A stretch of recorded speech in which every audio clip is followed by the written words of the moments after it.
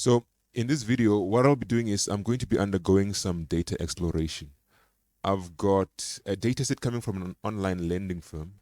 And on the right, we've got this column, the not fully paid. So I want to see, based on the features that I've been given, is there a story that I can tell? This not fully paid is indicative of customers who fail to pay back their loan. And each line item is showing a customer or the loans that they took. Now, let me just go through the actual column names so that we can get some background understanding. We have credit policy, which is the policy of the lending firm.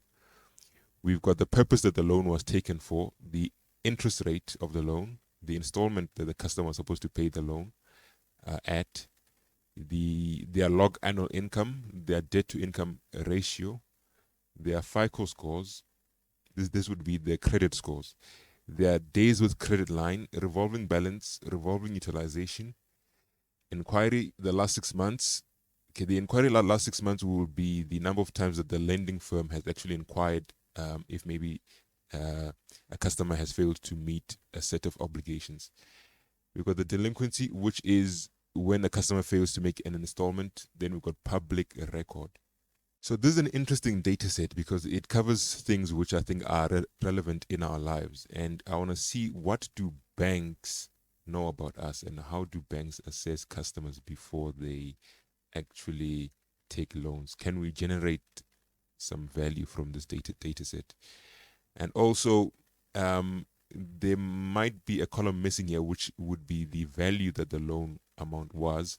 But I would imagine that the purpose of the loan might capture that information. But let's try to use what we have. Later on, I'll use the visualizations that I'll build to build a machine learning model, or to choose a machine learning model to use for classifying our different customers. So this is a binary classification. So let me jump onto Jupyter Notebook and then we'll take it from there. Here are my libraries. I'm going to be using NumPy, Pandas, Matplotlib, and seaborn.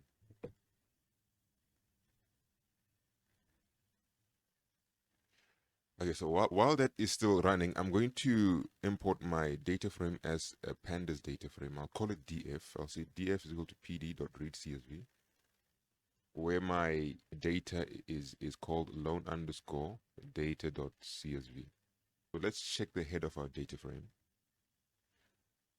Then after that, I'm going to check the info of this data, df.info. So under here, I want to check if there are any missing values under my columns, and also check my data types. So we can proceed with this data as it is. I'm going to be plotting a his plot first, just to see the distribution of, let's say, my interest rate here. So I'm going to say sns.hisplot, where my data is equal to df, and my x will be equal to interest rate. All right, so that's my distribution there. A his plot like this would be quite important. It will be important to know the distribution of our data. For a column-like purpose, what we will do later on, we'll check for all these different types of purposes. We'll need to count how many times they appear here. But for the numeric, we want to know the distribution. Does it follow a normal distribution? Is it skewed to the left or to the right? And does it have this, what you call this distribution here, where we see a bimodal pattern here? So there's some sort of a mode here where a lot of customers seem to take their loans at this interest rate, and then it dips, then it also peaks later at an interest rate of, let's say, about 13% here. So we want to know, does our, let's say, our not fully paid column, does it play a part in why we've got this bimodal distribution? So what I'll do is I'll hue this on the not fully paid column. So I'll say hue is equal to not fully paid. All right, and we see that no, it does not. So the reason why this thing has got a bimodal distribution, we don't know. But from what we see from this plot here, there's already an evident issue here where we've got more of representation from the zeros than the ones here. That would mean that in our data set here, the not fully paid has got more, say, representation of customers who have paid back their loan. As we go on, we will need to think of Is there maybe something we can do about that? Can we use that data as it is in our machine learning model? We'll need to think about that when we move on. But for now, I want to plot the same plot, but for all these numeric values. So what I'll do is I'll make a variable to loop through. So I'll call this variable all columns, and then it will be equal to the strings of the names of these columns. So that when I make a for loop, it can be much easier. So I'll say this variable, I'll call it all calls. I'll say it's equal to df dot drop. I'll drop purpose, and I'll drop let's say not fully paid.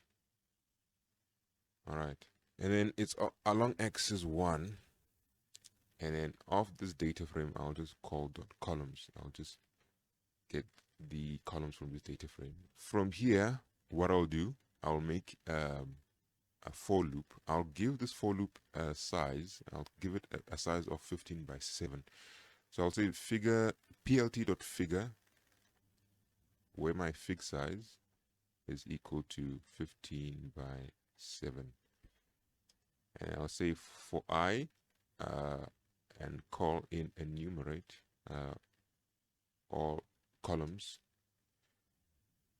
I'll say for I, and column in enumerate all calls, I plus equals to 1, plt dot subplot 3 by 4 by I. And then I'll say sns dot hisplot, where my data is equal to df, x is equal to column, and I'll hue this on the not fully paid. And then my legend, I'll make it false so it doesn't block my view. Plt y label will be equal to nothing, so that doesn't block my view. And I'll set a tight layout. All right, so that's my plot there. We've got about 1, 2, 3, 4, 1, 2, 3, 12 visualizations. All right, and from here we want to see the distributions here. We've already looked at the interest rate. We have installment, which is skewed to the left. We've got the log annual income, which is normally distributed. We've got the debt to income ratio, also normally distributed. The FICO scores and the days of credit line are normally distributed, and also the revolving utilization.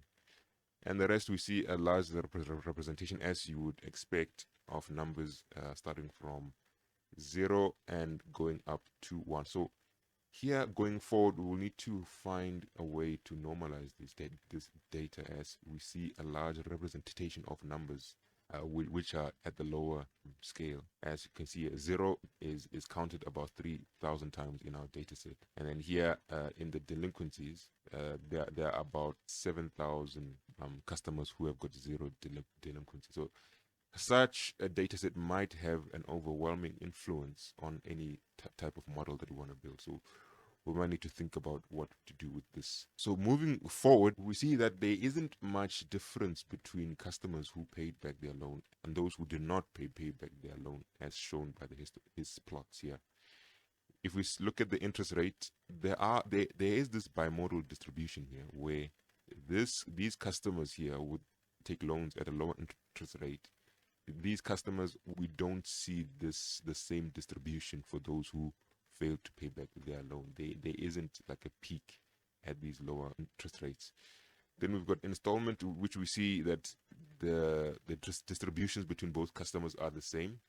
So to the annual income, the debt to income ratio, and then the FICO scores, the distributions are the same. However, there seems to be, at the higher credit scores, we see that there isn't a large representation of customers who have failed to pay back their loan. So we might need to dig deeper into this plot to try to see what more value we can get from this, and so on. So now let's check this column here, purpose. Let's analyze how many values, how many unique purposes are here, and of those unique, can we count them and see if maybe they play a part in why our customers don't pay back their loan. So I'm gonna plot a count plot. I'll say sns.count plot. But before that, I'll give it a figure of 12 by 3. So I'll say plt.figure. I'll say fixed size is equal to 12 by 3. I'll say sns.count plot, where my data is equal to df, and then x is equal to purpose. And again, I'll hue this on my not fully paid. Right. So there we go. So we can count here. Let's make this more formal, and let's say df dot, oh no, df in column purpose, and let's say dot unique. That should give us the actual columns here. So let's say, no, not the columns, but the actual values under purpose. So let's say n unique. All right, we've got 7 different reasons why people take their loans. We've got this all other here. So we've got 7 categories in our data set. There might be even more reasons why people take their loan. Since we see that the all other is, can say it is third in terms of the magnitude of loan. So we can imagine we have here debt consolidation, credit card, home improvement, small business, major purchase, and educational. Under home all other, we can imagine how many purposes could be there. I mean, why else would you take a loan? I think if you can just think of one, they took a loan because maybe travel or yeah. So we see debt consolidation seems to have the highest number of representation in our data set here, followed by all other and credit card. As far as the not fully paid, there isn't much of, we cannot discern from this visualization which purpose leads to the highest number of customers who fail to pay back their loan. So what we need to do now is to plot another bar graph. I'm going to plot a bar graph where it's going to give me the percentage or the proportion of clients who fail to pay back their loan. To do that, I'm going to use a group by method. So I'm going to group the DF by purpose and then use some calculations, try to make this bar graph. So I'm going to define this percentage by defining the numerator of the percentage and the denominator. So the numerator of my percentage is equal to, numerator is df.group by, and I'll say by equal to purpose here. And then before I do that, let me show the result of this. So this is what we're going to use to define our numerator. Let's delete this. Okay. And then our denominator would be the same thing, but now instead of sum, now it's going to count whether or not customer paid or not. It's going to give me a result. I'll call this new, you can say, pandas series non-payment rate is equal to the numerator divided by the denominator. And let's show this non-payment rate. There we go. All right, so let's plot this before we go deeper. I'm gonna use this value, these values to plot a horizontal bar graph.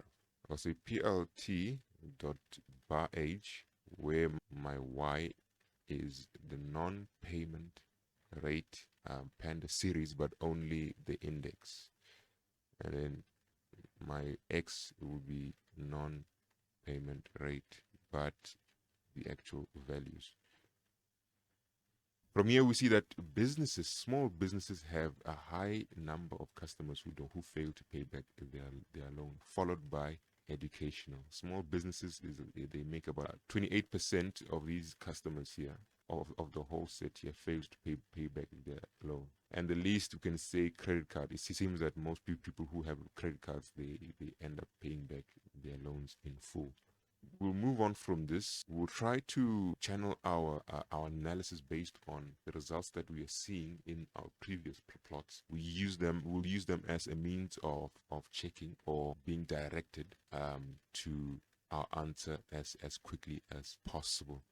So for now, I'm going to be plotting. So it's going to be a box plot where now I'm going to be digging deeper into these purposes here and see, based on small business, what is the difference in terms of their interest rates.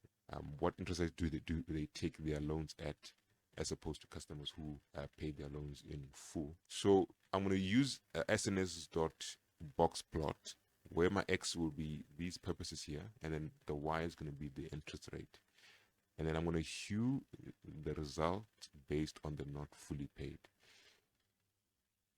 So this is what I want to make for all these numeric values here. So I'll make a box plot for all these guys here based on our purposes, and I'll hue the data on the not fully paid. So what I'll do is I will make the same code as the one shown here. So I'll give the figure a size first. So I'll say plt.figure, where my fixed size, not fixed size, fixed size is equal to 12 by 48. And I'll say for I, a comma column in enumerate. So enumerate what? Enumerate my all calls, but now I want to remove some other columns here. Let's remove credit policy and public record, right? So I'm going to take this guy here, I'm going to paste him inside here, and where inside here I will define the columns which I want removed. It's going to be credit policy, I think, credit policy and public record. Okay, then I'm going to say I plus equals to 1. There are 12 plots here, or are there? We've got 12 plots, and I want to remove 4. Okay, let's just plot, and we'll see as we run this box plot. X is equal to purpose, and then Y is equal to column. Data is equal to age. It's equal to DF, and then hue is equal to not fully paid. Okay, so I'm saying there are 12 plots here.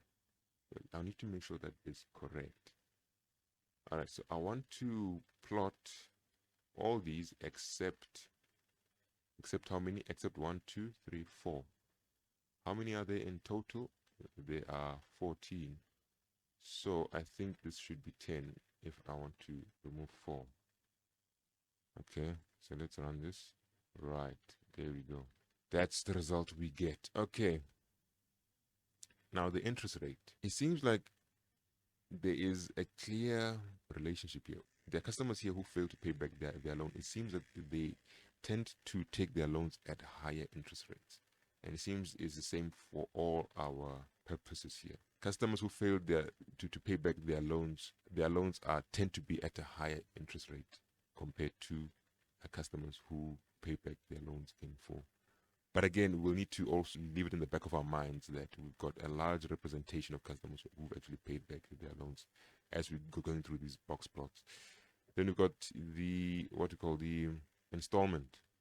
There doesn't seem to be much of a difference between customers who pay back to those who don't pay back as far as installment is concerned.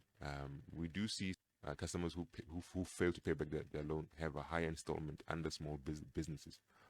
But for the rest, okay, small business and major purchases. But for the rest, it seems that they're all similar, as you can see in debt consolidation and under educational. So now under log annual income, it seems that customers who pay back and those who don't pay back their loan, they have the same salary distribution. There isn't much of a difference here. Then we got the debt to income ratio. The median of our data is higher, or you can say most of our purposes here for customers who fail to pay back their loan. As you can see in under debt consolidation, all other home improvement, small businesses, and educational. But we also need to take into account these upper quartiles, lower quartiles. The larger that range is, the more uncertain the prediction can be. You see, if your data is as shown here under the log annual income, where the range is clearly defined, then you can say that the uncertainty is low. But when you got such a range like this, I'm not sure we can make a conclusion from this as far as DTIs or debt to income ratios is concerned. Then we've got the FICO scores. Now here we do see a difference between customers who pay back to those who don't pay back. Those who don't pay back have got a lower credit score here before they take their loans. And then the interquartile ranges of all these box plots seem to be all similar. So we can fairly conclude that customers who have a higher credit score are much more likelier to pay back their loan based on this visualization here. Then we've got the days with credit line, again, is the same for both customers. Then revolving balance, there's not much we can get from that. Apart from we can check our outliers here. We've got a customer here who had a high revolving balance who could not pay back their loan, but we see that the distributions here are the same. Revolving utilization. Customers who don't pay back their loan seem to have a higher, their median is quite higher here compared to customers who pay back their loan for the revolving utilization. We need to also take into account domain knowledge as to how important is the revolving utilization in our analysis. If you're a bank and then you're thinking of building a model, how important are some characteristics to others as far as loans and debts are concerned? Like for this revolving utilization, as you can see under educational, there is a much higher median for customers who could not pay back their loan. We'll need to dig deeper and find out what's happening under this data here. Then we've got the inquiry last 6 months. It seems like most customers, or can say it's fairly similar. We can say that customers who don't pay back their loan, they have got a high number of inquiries as shown by the higher medians here, but it seems like it's similar. It would be nice if we were building a machine learning model to just use the inquiry in the last 6 months. You would imagine if this data was highly pronounced, you could build a model to predict customers paying back their loans just by the number of inquiries that the platform or the actual lending club has on them. And then we see our outliers also don't tell a story. There are customers here who have a high number of inquiries but end up paying back their loans. So our outliers don't seem to be giving us any information. Then we got the delinquency last 2 years. Again, not much we can make from this. So I'm going to move on from here. I'm going to now focus on building scatter plots. And now I want to check. I've already plotted his plots. I've plotted my box plots. I want to now find out definitively, is there a relationship between customers who pay back their loans to their actual features and the actual values or their characteristics? And I want to use a scatter plot to show that. So what I'll do, I'm going to plot a scatter plot where I'll make my x-axis the annual income, the y-axis the interest rate, and then I'll use the joys of a scatter plot to even show more information such as the color. I'll make the color the payment status, so that will be whether or not the customer paid back their loan. And then I'll make the size of each data point the credit score. And then I want to see, does that plot give me information? I'll say plt.scatter, and then I'll have my x, I'll have my y, I'll have my size, which will be equal to credit score. I'll have my c is equal to payment status. I'll have my alpha, which is equal to 0.5, so that I can it can allow me to see through my values. Let's give our plot an x-axis. So I'll say x label is equal to annual income, and plt y label is equal to interest rate. All right, so before I run this, let's define our variables. So I'll need to define x, I'll need to define y, I'll need to define credit score, I need to define payment status. So x will be my df log annual income, and I'll say dot values because I want the actual numpy array. And then y is going to be df interest rate, I'll say dot values, and then credit score is going to be df FICO dot values. Then payment status will be df not fully paid dot values. Let's run this. Okay, log annual income. Okay, it's not income, it's inc. That's all right. So let's plot our visualization. Okay, so that's our plot. All right, so there isn't much information. So the yellow plots here are indicative of customers who could not pay back their loans. And then what I wanted the plot to be able to do is to tell me what part does the annual income play in customers not being able to pay back their loan. But I think from based on the his plot, we see that we would have expected the distribution to be fairly normal here. So across all these values here, we would expect customers who fail to pay back their loan, including the interest rate. So now I want to see now, does the size of my plots tell me more information? Because I specified here that I want the size to be the credit score, but I don't see any information here that this customer, what is this customer's credit score as compared to this guy here. So we need to do some more calculations here just to redefine this size variable here, where we want to make sure that we can fairly, discern what the credit score, the part it plays in our data here.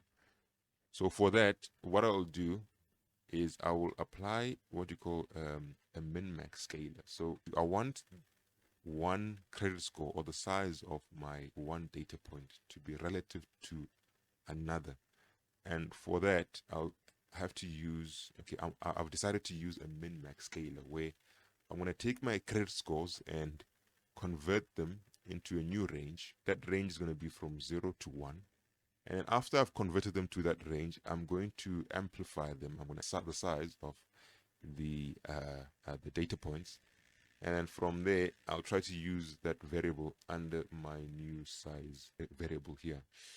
So let me say from sklearn dot preprocessor. So this is something you'd use only for neural networks, but I'm deciding to use it here. I think it's going to work well for me here.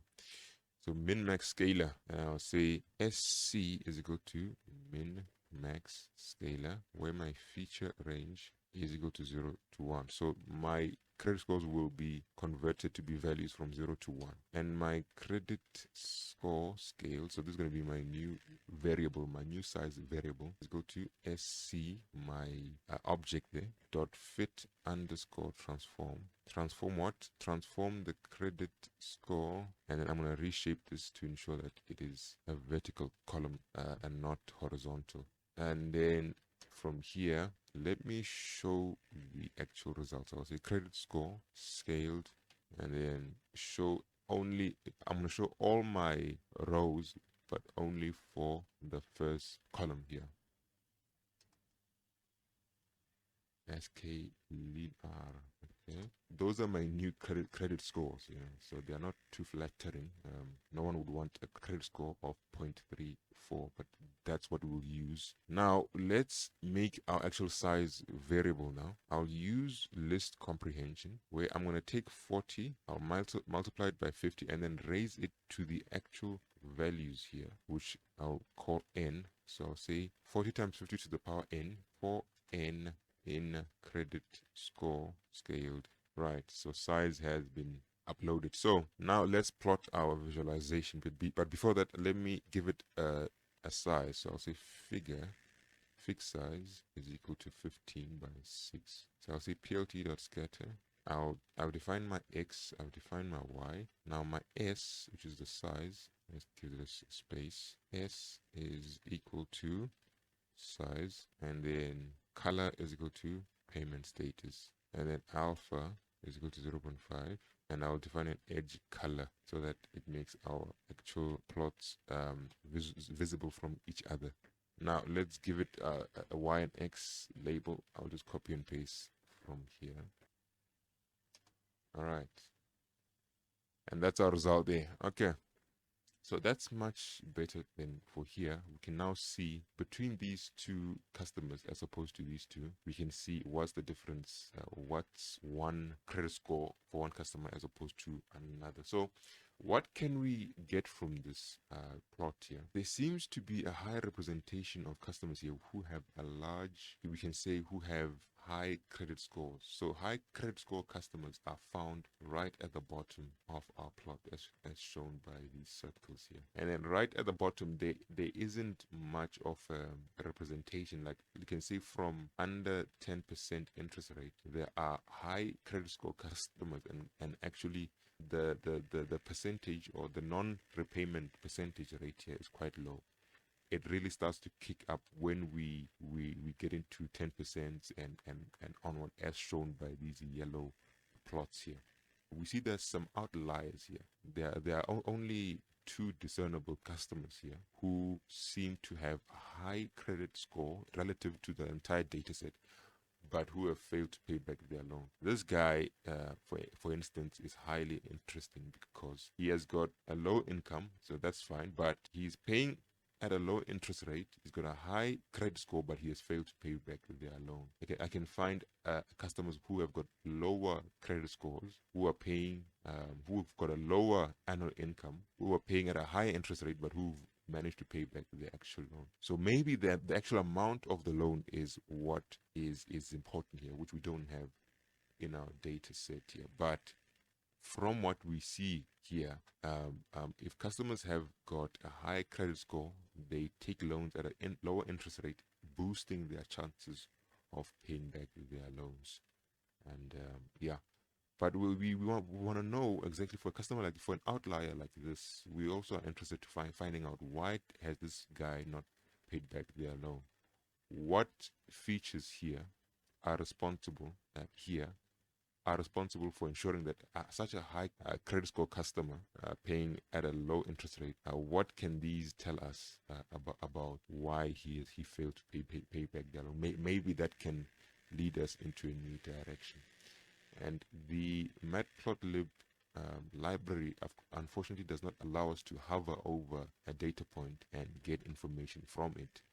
What you would have liked to see is hover over a data point, and then the cursor must give you information pertaining to that particular customer, so that you can do an actual a specialized investigation for that customer.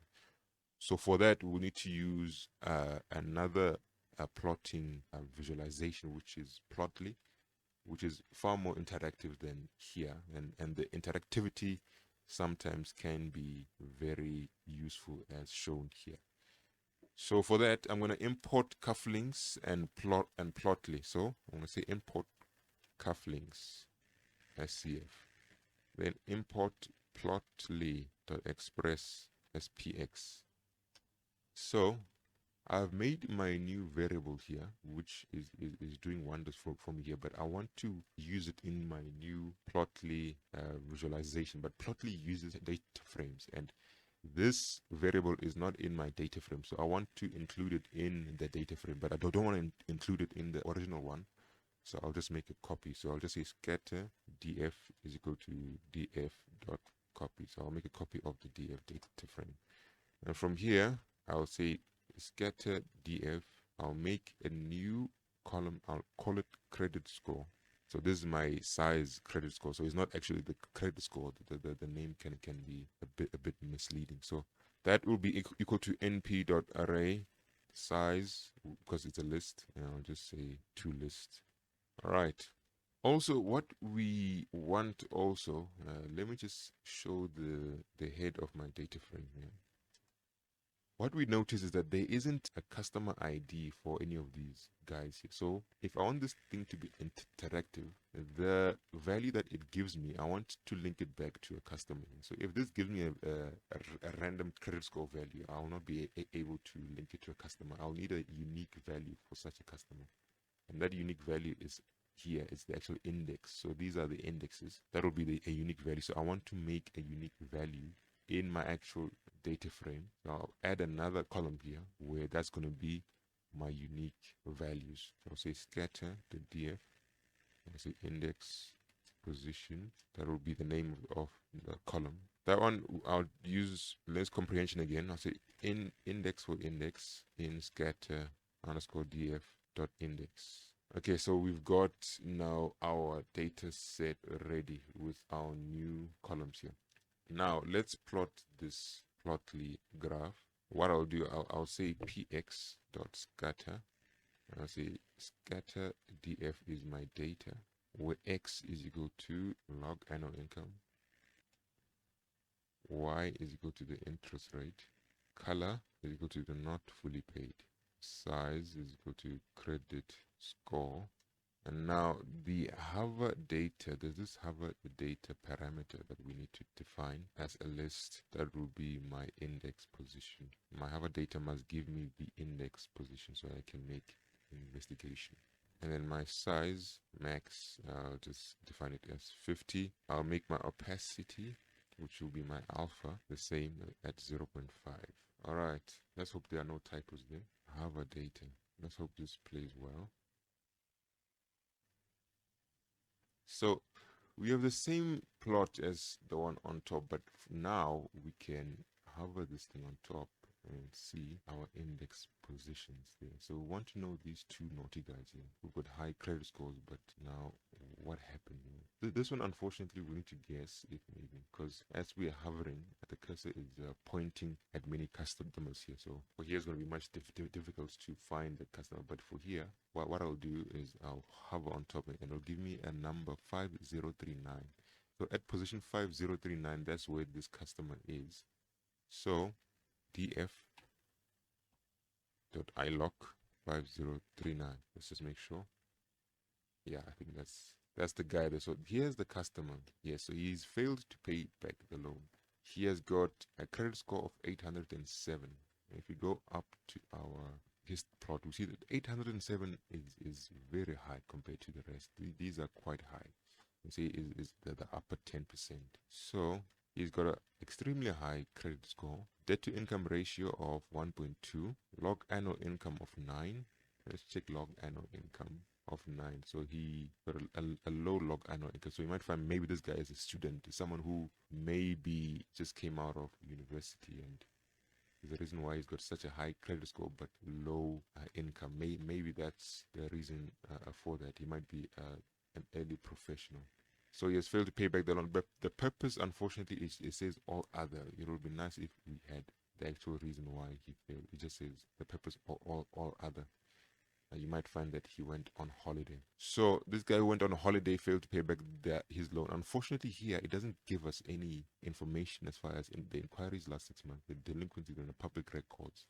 It doesn't indicate that this guy was about to fail to pay back his loan. So this is an extreme outlier. Let's see if you can see who this guy is. Let's assume that's 9393. All right, 9393. 9393. All right, so I think we got our customers because he's got also a very high credit score. He didn't pay his loan. He's got a log annual income of 11. So also is occupying the lower half. So also might be maybe an early professional. But he's an early professional who was trying to start a new business. So we're just assuming this. He was trying to start a new business. He's got a very high debt to income ratio. So maybe he's not an early professional. Installment of 918. Very high installment. So maybe that's what we should change our X to become installment, you see. But yeah, so this outlier, maybe the high number of inquiries are the reasons why he failed. Maybe also the debt to income ratio. You can check, does the DTI give us information? It doesn't. There is a uniform distribution for both customers who failed to pay back their loan and those who pay back their loan. So not much we can get from that. And from the box plot, let's see from our box plot, DTI. Small business, yeah, it's similar. So yeah, let's move on. Let's plot now based on installment. Let's change this log annual income to installment and see what gives. So let's just copy and paste this and change our X to installment, see what gives. So yes, the same distribution for interest rate stays. Let's go to his plot. Is there a distribution that we see on our installment? Not quite. Yeah, there is a large representation at lower installments here, but that's for both customers who paid back their loans and for those who haven't. So not much we can gain from that, and also from our actual visualization. And again, we've got our outliers here, the 9393, and yeah. Now let's plot our 3D plot. I'll make again y-axis to be interest rate, x-axis to be installment, and then the z-axis to be my inquiry last 6 months. Maybe customers who've had a higher inquiry, well, we've gone through this, but let's just plot a scatter plot. Maybe we'll see that decision boundary, much needed decision boundary. I'll make it a variable figure. I'll say figure is equal to px.scatter underscore 3d. So give me a scatter plot from the scatter df, and then where my x is installment, I could just copy and paste this here. X is installment, so z is equal to inquiry last 6 months. Okay, then color again is not fully paid, and the opacity is equal to 0.5. I'll define a width of 800 and a height of 400, and then display my figure. All right, so there's our plot there. There's this white fog which appears here. So what I'll do is I'll limit only my data to small business, so that I can limit the amount of data shown here to counteract this whiteness here. It's been caused because there's a lot of data being shown there. So let's only limit to the DF to small businesses. So I'll say scatter DF, but only for when the purpose column is equal to small business. Okay, so that's our plot there. Now, inquiry last 6 months. We've got this tiny customer here. He had 27 inquiries last 6 months, okay, but he's paid back his loan. There isn't a distribution that we are seeing discernibly here based on what we see in front of us, where we can say now we see a decision boundary. I mean, if you were to build a support vector machine, now that decision boundary must be drawn somewhere, and you must apply certain levels of penalties to that boundary. But if the data is distributed in this manner, you are kind of left with the question, where would you put a decision boundary here where you minimize your penalties? But we'll see that as we go on with our machine learning building. But for now, let's finish our plotting. I've got one more plot I have to make, where now we've seen now that there is this FICO score which seems to play a definite part in customers not being able to pay back their loan. Maybe we can think of our model as, if we can build a model which can give us a probability back rather than an actual prediction of a customer paying back their loan, then that model will be highly useful to us and to any lending platform. So for that, what I'll do is I'll plot a line graph where I'm going to show the percentage of customers who have not managed to pay back their loan for each credit score. And let's see if we can use that as some sort of a probability. So if 2 out of 10 customers fail to pay back their loan at credit score 800, so we'll say that under credit score 800, we would expect that 20% of customers will not be able to pay back their loan. So let's make that visualization. I'm going to again define a numerator and a denominator.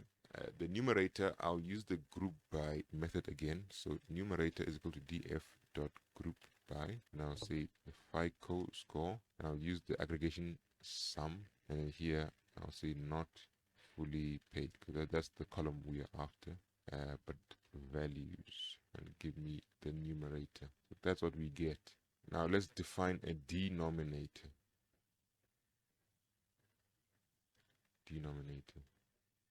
So denominator will just be changed here to count. Now let's define the percentage. That will be equal to numerator divided by the denominator times 100.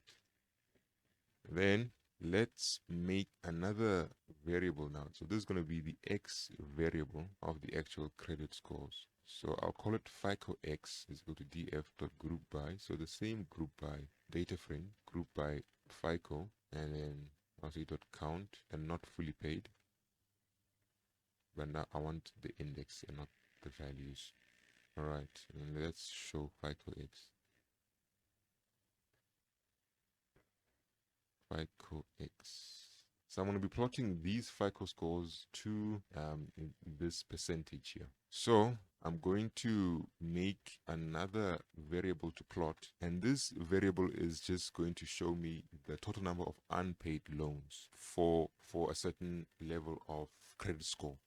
So this is just going to give us perspective. So if 20% of customers for a certain credit score do not pay back their loan, it's going to give us perspective as to, well, how many in terms of what's the actual number. Because if the number is just 2 as opposed to 20, then it'll give us a bit of perspective. So for that, I'll make a new variable here. I'll say total loans underscore unpaid versus FICO is equal to df dot group by FICO dot sum. And now it's going to be a not fully paid. So this is essentially just the numerator of my percentage. I just need to plot it on the graph so it gives us some perspective. Okay. Now I'm going to plot this graph. So I'll just skip to the actual graph plot and we'll discuss when we get there. So that's our graph. So now we plotted 2 line graphs on the same axis, where on the left, this is what we will define as the probability that a customer will not be able to pay back their loan on a certain value of credit score. And then this just to give us perspective as to the number of customers who fail to pay back their loan. So we see that the number of customers who fail to pay back their loan here is close to 0. So you might find here at 0, 1, 0. So such a high number, 100%, it will not really give us much information. But we see that as the number of customers representation increases, then our graph starts to take shape and starts to give us information that indeed, when customers have got a higher credit score, we expect the proportion of customers who pay back their loan to actually decrease. So the probability that a customer with a credit score 800 to pay back their loan will therefore be shown on this graph. So we would probably want to develop a probability function using our a machine learning model, and then from there try to tell a story. But from our scatter plot, it seems that there isn't much of a decision boundary here that we can use for our support vector machine, but hopefully it does miracles for us and we can actually find it. But even if it doesn't find, can we define a probability based on the values that we have, and then from there use that as a means of generating value for our clients? All right, thanks a lot.